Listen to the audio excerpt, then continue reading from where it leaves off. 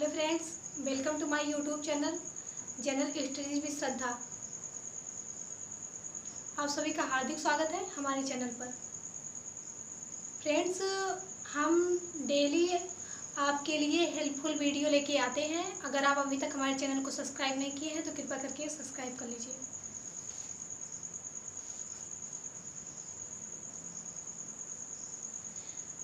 Friends, हमने history के बारे में वीडियो कई बनाया था, जैसे मुगल वंश, मौर्य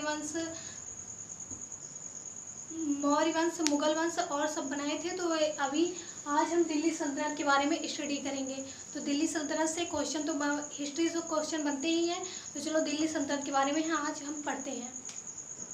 तो दिल्ली सल्तनत का कार्यकाल था 1206 से 1526 तक। 1206 से शुरुआत हुआ था, 1206 में दिल्ली सल्तनत का, और 1526 तक था। और 1526 में पानीपत की लड़ाई भी हुई थी। तो देखो दिल्ली सल्तनत के बारे में, तो चलो पहले कुछ जानते हैं हम दिल्ली सल्तनत के बारे में। तो दिल्ली सल्तनत 1206 में शुरू हुआ था दिल्ली सल्तनत, और फिर गुलाम वंश, खिलजी वंश, तुगलक वंश, सैयद वंश और लोधी वंश, 5 वंश चले थे दिल्ली सल्तनत में। बस पाँच वंश राज किए थे दिल्ली सल्तनत में। गुलाम वंश, खिलजी वंश, सैयद वंश, तुगलक वंश, सैयद वंश, लोधी वंश। तो देखो गुलाम वंश का शासनकाल 1206 से 1290 वर्ष तक था, और गुलाम वंश की स्थापना की थी कुतुबुद्दीन ऐबक ने।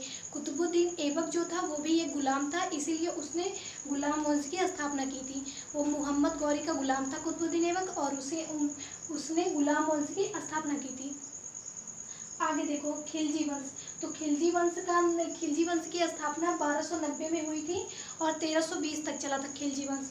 और खिलजी वंश की स्थापना जलालुद्दीन खिलजी ने की थी। 1290 में खिलजी वंश की स्थापना की थी। अगला है तुगलक वंश। तुगलक वंश की स्थापना गयासुद्दीन तुगलक ने की थी, और 1320 में तुगलक वंश की स्थापना हुई थी, और 1414 तक चला था तुगलक वंश। 1320 से 1414 इसका कार्यकाल था तुगलक वंश, और गयासुद्दीन तुगलक ने इसकी स्थापना की थी। और सैयद वंश की स्थापना खिलजी खान ने किया था। खिलजी खान ने सैयद वंश की स्थापना की थी 1414 में स्थापना की थी खिलजी खान ने सैयद वंश की, और 1451 तक चला था सैयद वंश। और लोधी वंश लास्ट वाला चलता है। लोधी वंश 1451 से 1526 तक था, और बहलोल लोधी ने लोधी वंश की स्थापना की थी। बहलोल लोधी। दिल्ली सल्तनत में जो लोग मतलब जितने भी शासक थे ये सब गुलाम ही थे, दास ही थे, जो एक कुमार के फिर दूसरे राजा बन जाते हैं, ऐसा ही था इसमें। तो लोधी वंश की स्थापना बहलोल लोधी ने की थी 1451 से 1526 तक। और फिर चलो गुलाम वंश के बारे में हम पढ़ते हैं। तो गुलाम वंश की स्थापना 1206 में गुलाम वंश की स्थापना हुई थी कुतुबुद्दीन के द्वारा। तो कुतुबुद्दीन ने गुलाम वंश की स्थापना की थी 1206 में। कुतुबुद्दीन एक गुलाम था, इसलिए उसने गुलाम वंश की स्थापना की थी।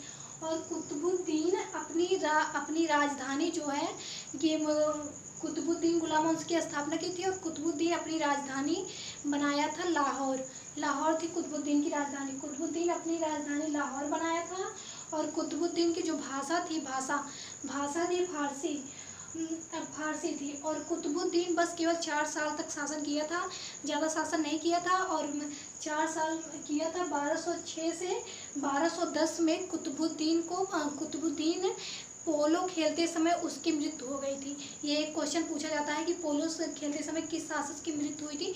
तो पोलो खेलते समय कुतुबुद्दीन ऐबक की मृत्यु हो गई थी। और कुतुबुद्दीन में 4 साल में भी बहुत सारे काम किए थे, जैसे कि कुतुब मीनार का निर्माण करवाया था, और 4 मीनार भी बनाया था। 2.5 दिन का झोपड़ा भी कुतुबुद्दीन ने बनवाया था। और कुतुबुद्दीन को कुतुबुद्दीन दानी प्रवृत्ति का था, वो दान करता था, इसलिए उसके दान करने की वजह से उसे लाख बख्श के नाम से भी जाना जाता था। तो कुतुबुद्दीन की मृत्यु होने के बाद फिर वो उसके बाद कुतुबुद्दीन का बेटा था आराम शाह। कुतुबुद्दीन का बेटा था आराम शाह, वो सुल्तान बना था। तो 1210 में सुल्तान बनाया गया था आराम शाह को। तो उसकी मानसिक स्थिति ज़्यादा ठीक नहीं थी, इसलिए वो बस 1 साल तक शासन किया था आराम शाह। और 1210 में वो शासक बना था और 11 में इल्तुतमिश ने आराम शाह को पराजित करके स्वयं राजा बन गया था। तो 1 साल तक आराम शाह शासन किया था और 1210 से 1211 तक। और फिर 11 में इल्तुतमिश ने उसे पराजित करके खुद राजा बन गया था। और फिर जो कुतुब मीनार का निर्माण, कुतुब मीनार की नींव डाली थी कुतुबुद्दीन ऐबक ने, कुतुब मीनार का नींव डाला था। तो कुतुब मीनार को पूर्ण करवाया था, जो काम बचा था वो पूर्ण करवाया था इल्तुतमिश ने। और इल्तुतमिश ने कुतुब मीनार के कार्य को पूर्ण करवाया था और 1236 में इसकी मृत्यु हो जाती है। इसके बाद गयासुद्दीन बलबन, हाँ, तो इल्तुतमिश ने कुतुब मीनार का कार्य पूर्ण करवाया था। तो चलो देखो, इल्तुतमिश का कार्यकाल था 1210 से 1236। 1210 से 1236 था इल्तुतमिश का कार्यकाल। तो दिल्ली सल्तनत का वास्तविक संस्थापक था। ये जो कुतुबुद्दीन ऐबक था, दिल्ली सल्तनत का वास्तविक संस्थापक इल्तुतमिश को माना जाता है, कुतुबुद्दीन ऐबक को नहीं। दिल्ली सल्तनत का वास्तविक संस्थापक इल्तुतमिश को माना जाता है। और इल्तुतमिश ने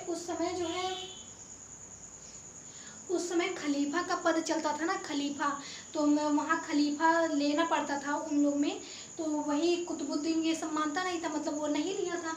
तो इल्तुतमिश ने खलीफा से सुल्तान पद की अनुमति ली थी, मतलब सुल्तान बनने के लिए खलीफा से अनुमति लेनी पड़ती थी पहले। तो कुतुबुद्दीन ऐबक ने नहीं लिया था और इल्तुतमिश ने खलीफा से सुल्तान पद की अनुमति ली थी। और ऐबक का दास था, इल्तुतमिश ऐबक का दास था। हमें बताया कि दिल्ली सल्तनत में दास हुआ करते थे। तो ये इल्तुतमिश ने ऐबक खलीफा से सुल्तान पद की अनुमति ली थी। और इल्तुतमिश ने शुद्ध अरबी के सिक्के चलाए थे और उसने अपनी राजधानी दिल्ली बनाया था, अपनी राजधानी दिल्ली बनाया था इल्तुतमिश ने। और भारत में इल्तुतमिश को गुम्मद का पिता कहते हैं, ये हमारे लिए इम्पोर्टेंट है, गुम्मद का पिता। भारत में इल्तुतमिश को गुम्मद का पिता कहते हैं, 1 नंबर में पूछा जाएगा। और ये भी पूछा जाता है, और इल्तुतमिश ने इक्ता प्रथा चलाया था, इक्ता प्रथा। ये 1 नंबर का क्वेश्चन बनता है कि इक्ता प्रथा किसने चलाया था, तो इल्तुतमिश ने। दिल्ली सल्तनत में इल्तुतमिश ने इक्ता प्रथा चलाया था। और इल्तुतमिश के शासनकाल में मंगोल ने पहली बार आक्रमण किया था और उसका राजा चंगेज खां था। इल्तुतमिश के शासनकाल में मंगोल ने पहली बार आक्रमण किया था और उसका राजा चंगेज खां था। मंगोलों का राजा था चंगेज खां। और उस समय तुर्कान ए चहलगानी चलता था। ये तुर्कान ए चहलगानी का मतलब क्या होता है, राजा और अमीरों के बीच बिचौलिया का काम करना। मतलब ये राजा और अमीरों के बीच बिचौलिया का काम करना, तुर्कान ए चहलगानी। ये बातें मतलब जो नहीं मानता था, जैसे राजा और अमीरों के बीच की बातें, जैसे अमीर कुछ कहते हैं राजा से और अगर राजा नहीं मानते थे तो उन्हें सत्ता से हटा दिया जाता था, ऐसा होता था। तो इसलिए उस समय यही प्रथा चलती थी, तुर्कान ए चहलगानी, राजा और अमीरों के बीच बिचौलिया का काम करना। इसके बाद इल्तुतमिश के बाद रजिया सुल्तान, इल्तुतमिश की बेटी, एक उसके बेटा भी थे, तो एक बेटा भी बनता है राजा, लेकिन वो अच्छे से कार्यकाल संभाल नहीं पाता है, राज अच्छे से संभाल नहीं पाता, इसलिए इल्तुतमिश इसके बाद बनती है, इसके बाद शासन करती है इल्तुतमिश और रजिया सुल्तान शासन करती है। और रजिया का शासनकाल है 1236 से 1240। 1236 से 1240 रजिया का शासनकाल था। इल्तुतमिश की मृत्यु हुई थी, इल्तुतमिश की मृत्यु 1236 में हो जाती है। तो 1236 में इल्तुतमिश की मृत्यु होने के बाद 1236 से 40 तक रजिया शासन करती है।